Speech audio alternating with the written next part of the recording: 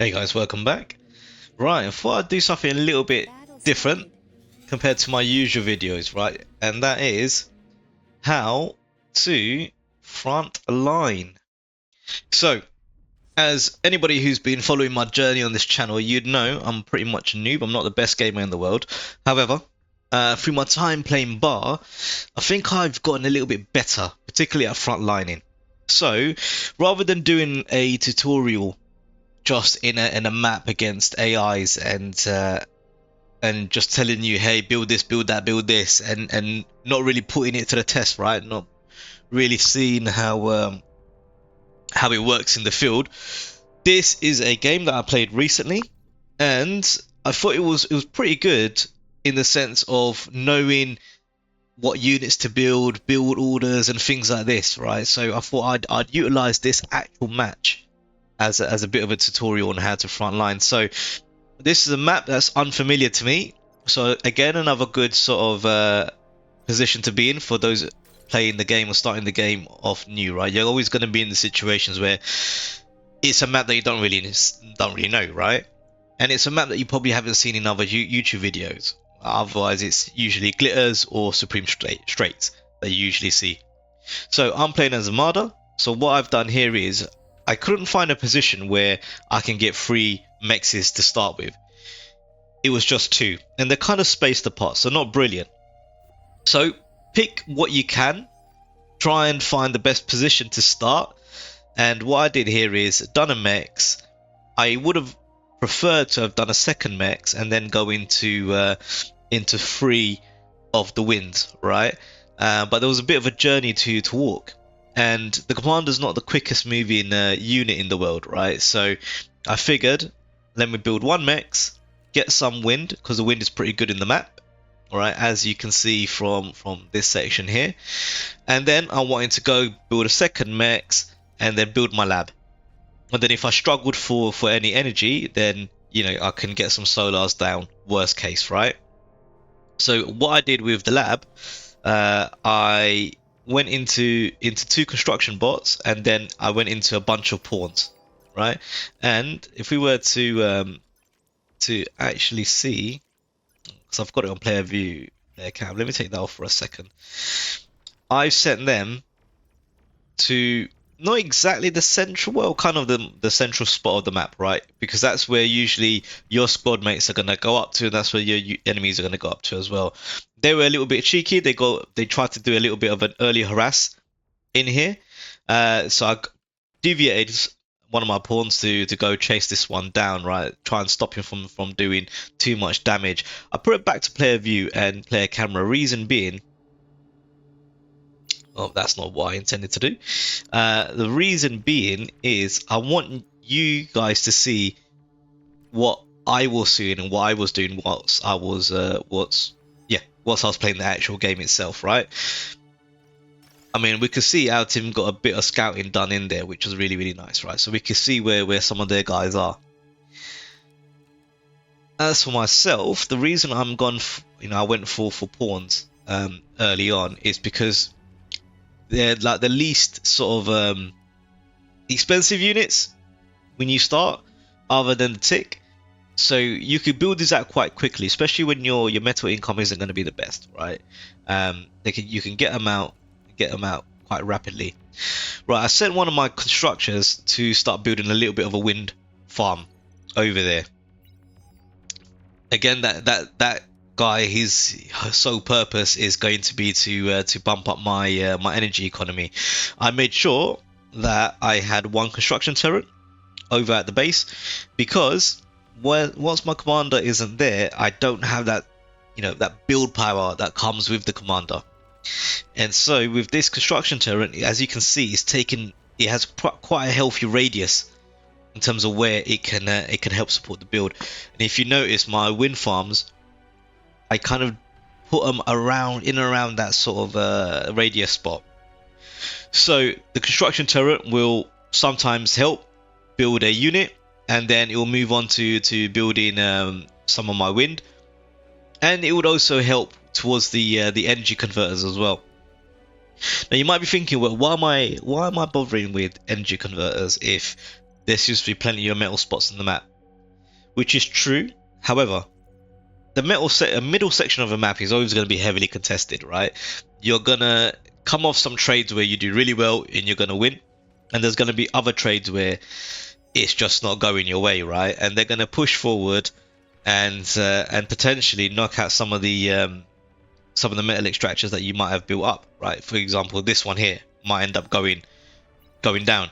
So if you still have energy converters in your base, they're gonna be the most protected, right? So I'm gone into 6. You don't need to get too much into, you know, what's the optimal amount I should build. What if I build too many? It doesn't really matter if you build too many, because you're setting what's going to be converted from the slider over here, right?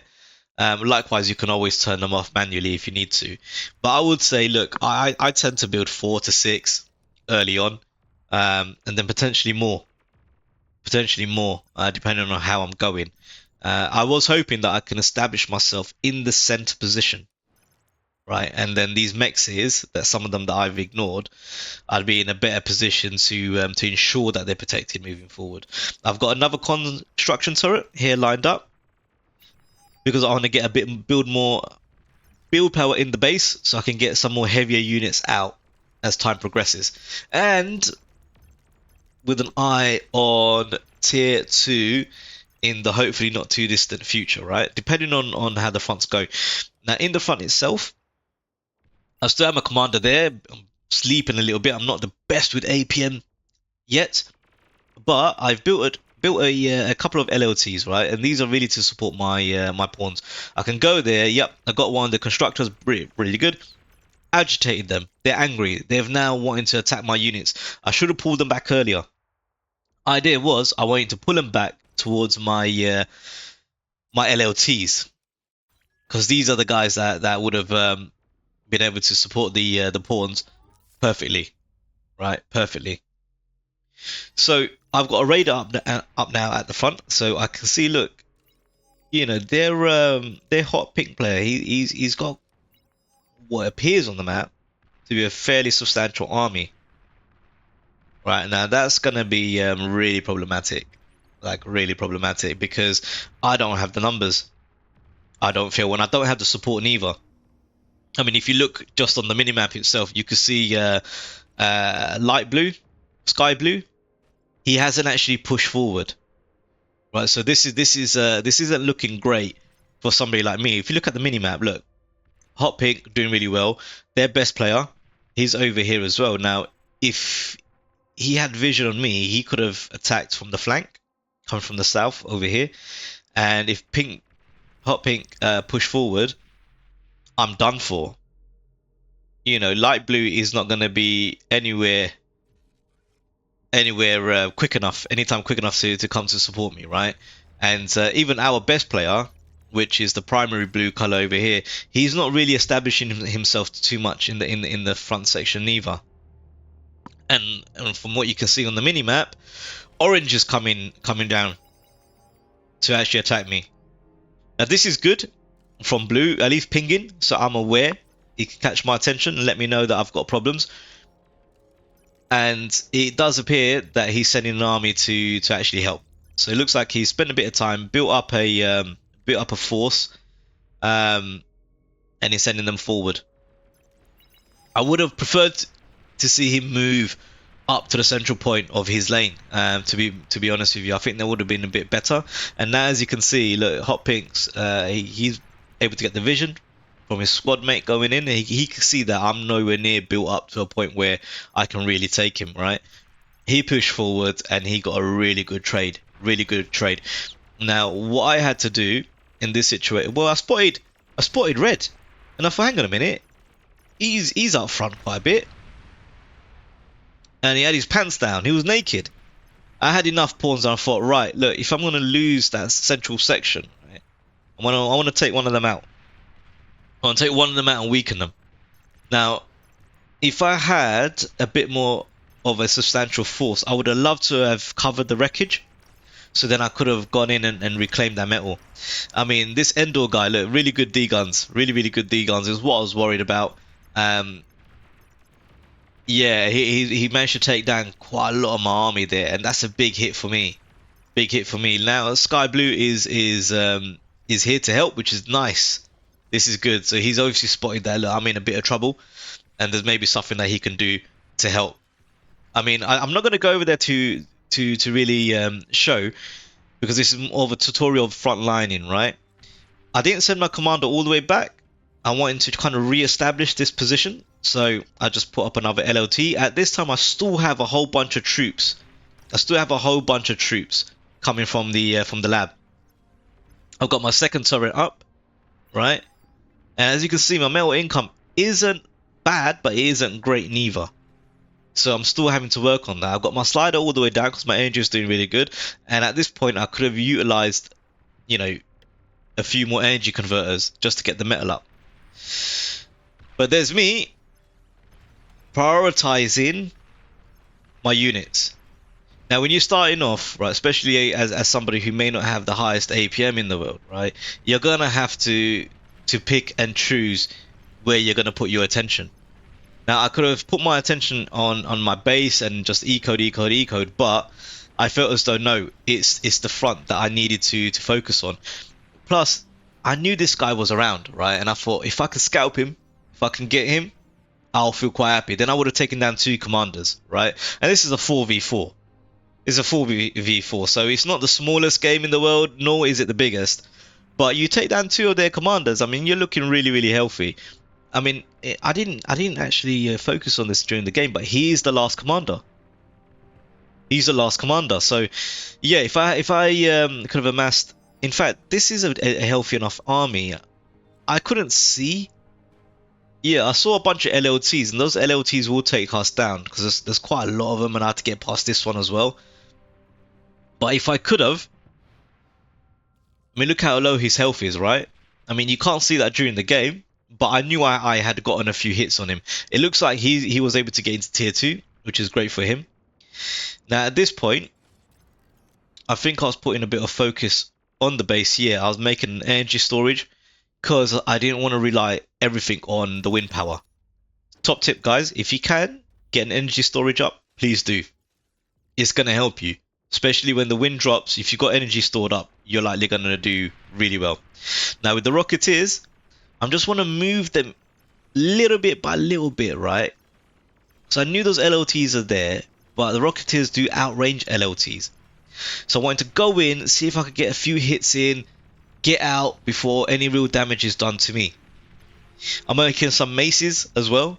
This is something that I started to incorporate in my game. Before I used to really focus on the rocket bots, these Rocketeers, but now I'm trying to put some maces into the fray as well, because I realized that if the enemy has, you know, fast assault units, they can overwhelm your Rocketeers quite easily, and the rockets aren't the quickest firing, well, traveling projectiles in the world.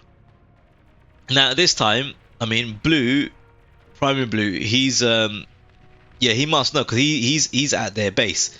He's at their base, right? So Hot Pink must be thinking, look, what do I do? I've got this guy. I'll show you that. Let's see what's going on in here. Decimating my base. He's over here. Light Blue's now gone in, going around the back. Now, one of the things that I need to improve upon is my visibility of the minimap whilst I'm playing the game. If I had seen Light Blue had gone in there, I would have just pushed all these guys forward. I wouldn't have cared. You know, I wouldn't have cared. But he is the last commander and he's there. And even like I just mentioned, right, I didn't even know he was the last commander until I'm rewatching this replay. So look, now I felt as though I've got enough of these guys. I've got enough of an army. I've got maces to back these guys up if they do get taken out. Yeah, which I thought would happen. But they're doing really well. LLTs, chop down. This is the thing about tower defense, right? About LLTs. Yeah, they're great in the beginning of the game, but later on, very useless. They don't really give you much, because as soon as your enemy team goes into rockets, missiles, they're done for. He self-D'd, so that was his way of resigning. So look, I know this was a bit of a short and sweet game, but again, I wanted this to be more of a a little bit more of a tutorial type rather than like a long thought out back and forth game that some of my usual videos are, right? And just to show you the base actually, so as you can see, I had stopped production on my tier 1. I tried to get into tier 2. I did build a few more converters, right? And I still had this guy building a bit more wind. What I would have done if I was struggling for metal, I would have ate up my tier 1 base, because I felt as though I had a significant enough army over here that can hold the front. If I utilize my commander to repair, reclaim, and if the front army did die, I'll just send him all the way back to the base, right? And then by which point I should have had some units being pumped out of this to do the protection. So yeah, thanks guys for watching, and hope you enjoyed that.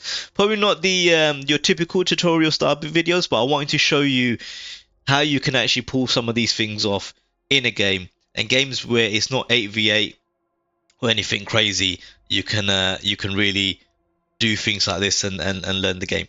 All right guys, nice one, and I'll catch you in the next one. Peace.